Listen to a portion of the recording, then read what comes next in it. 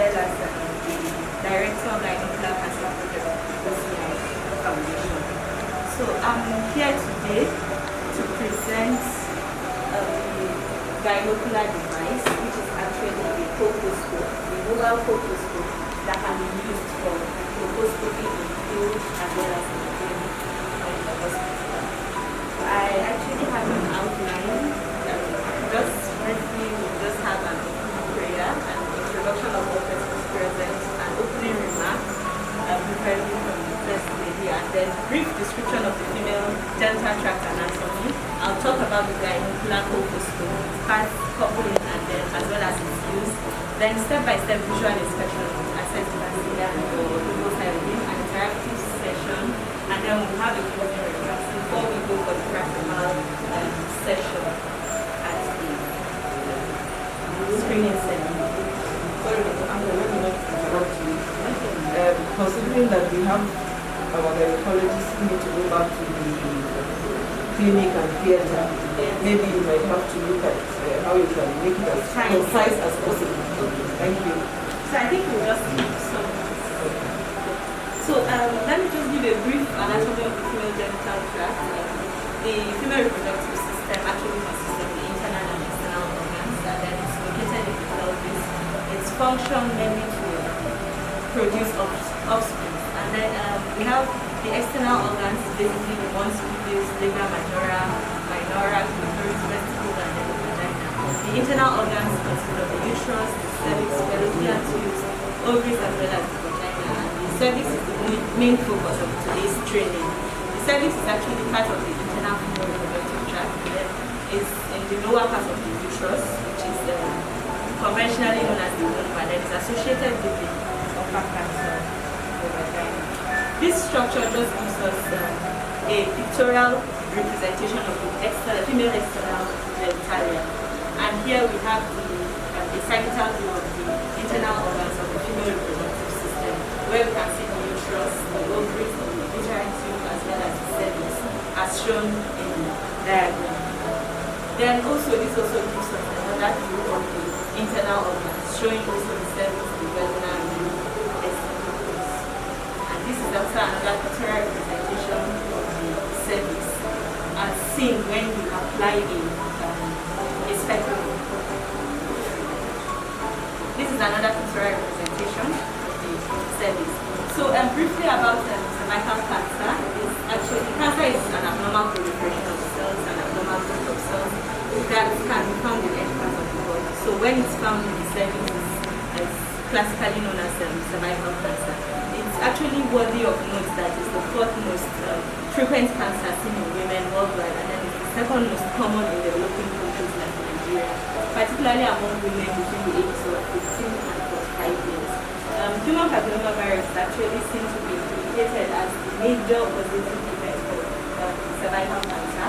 However, there are other certain associated risk factors that can predispose you to cervical cancer. For instance, having multiple sexual partners, smoking, use of oral contraceptive pills are some of the risk factors that can predispose you.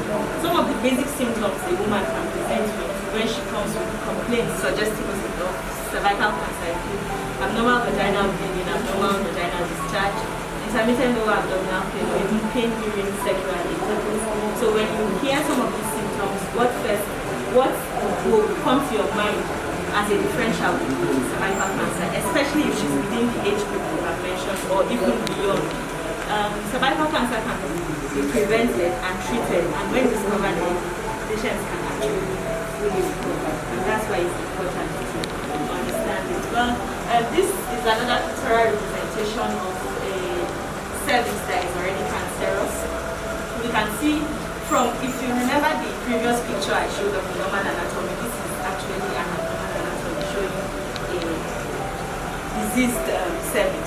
So the gynocular colposcope is actually a device that is used to visualize the cervix during visual inspection, basically with glucothione and acetic acid. And then it actually uses a cutting-edge optics and light-emitting diode. That's like the latest technology of visualization. That's what is coupled within the gynocular colposcopy. It actually aids in detection of the lesions of the cancerous cervix, and then it has different parts like the ocular, the lens, and then the control knobs as well as the battery. There are other accessories also that is associated with the gynocular.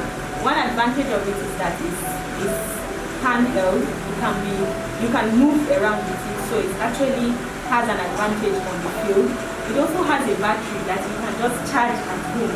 So when you charge at home, you can actually make use of it in the field for like up to 12 hours before the battery can run down. And then also another advantage is that you can take photographs with the colposcope. Even if you are not a gynecologist, if you are trained to use the colposcope, you can visualize, take photographs, and then you can save it on the phone and send to the gynecologist for review or to the pathologist as the case may be. I think this is my next question. Thank you for the presentation.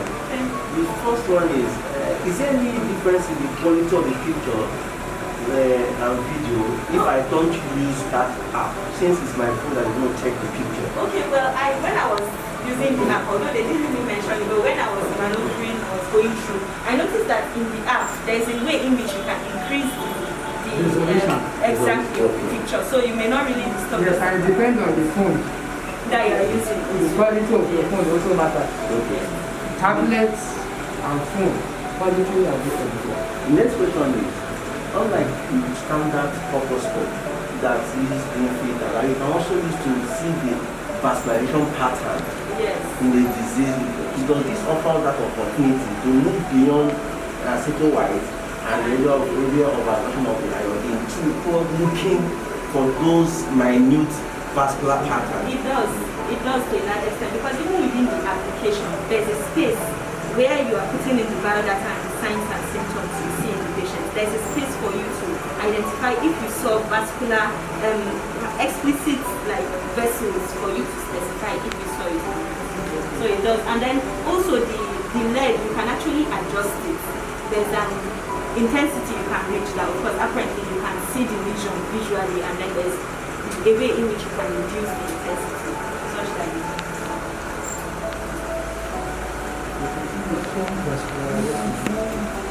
What about the mother? Thank you for your presentation. I think it's a wonderful era using this mobile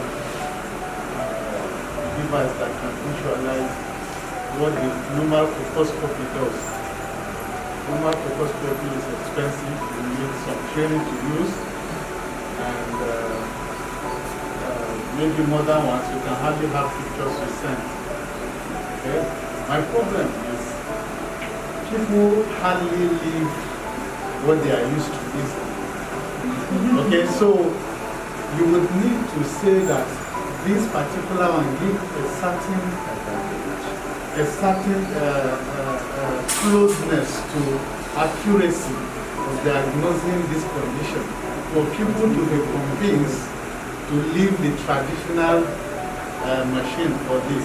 Otherwise, it is something that will revolutionize, okay, so to say, preventive aspect of CSR. So, do we have an idea of the accuracy of using this compared to the traditional colposcopy? Well, I'll say the accuracy should be close to maybe let's say 90 to 92%. Yes, and I can't say it's like as wide as maybe close to 100, but let's say 90 to 92%. Is that your opinion? Well, That would be maybe peer review on that time. Because basically what Dr. Magaji is telling you is we need evidence. yes, exactly. We need to have evidence that the accuracy of this thing is a certain amount. So basically, is there any study that has been done using this handheld? No, this what I'm saying now is basically from the manufacturers. Okay. Yes. So probably because it's actually a new device, it's still coming up. Maybe we have not had a lot of research. This is very important for us. Exactly. So we can't say specifically since it has not been used widely. So are you people now doing something about getting the data on this? Because you see, it's very important Yes. that this thing because like you said now, if it actually is as accurate as a normal colposcope, then it will change the way things are being held significantly in our own environment. So basically, if people have not thought about actually doing that, I think we need to do that. Because, like you said, it's going to be very difficult for people to leave the normal colposcope to come to this handheld one, especially when they're thinking of making decisions about where to go with school. So basically now that's a question that OCI has to answer, or whoever it is going to use this. There must be research to show us the accuracy of it scientifically. It's also important in that context, Your Excellency, because of the legal reasons.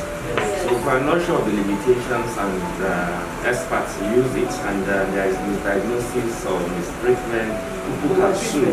Why did you use such devices? Yes, very important. So I think we'll take note of that. Yes. Concerning Yes, and I'm sure a lot of factors will come in while you're determining the accuracy, because the experience of the user too. Yes. exactly. Yes. Okay. Just to really, I think, re-echo what the EMD currently has asked earlier. We actually needed to have an accessory that you can easily take the biopsy, what you have seen, the lesions you have seen. Okay, so I think if you have some form of contact with manufacturers of these devices, I think it's a very good one that they attach a simple device that we can use to take sample immediately. No test. So, thank you. So, I heard you say you could adjust the intensity. Yes. Is it the resolution or The resolution, yes, you can adjust it from the device, of course? from the device. So the device also take over your phone's function. Sorry? Because my question is, you mentioned is the phone we're going to use to smart. So it's the phone's camera that is going to be. Yes. But the control is going to be from the device. Okay, the two are both the application and the device controls that. When you say device, you're talking about the phone, right? Yes, when I say device, I'm talking about the colposcope and then the application in the phone. Okay. So the application can also help you to increase when you import from your gallery into the application. Say for example, you just snap your phone and then you want to save the picture and send it to the application. I don't know if Sorry, okay, it's here.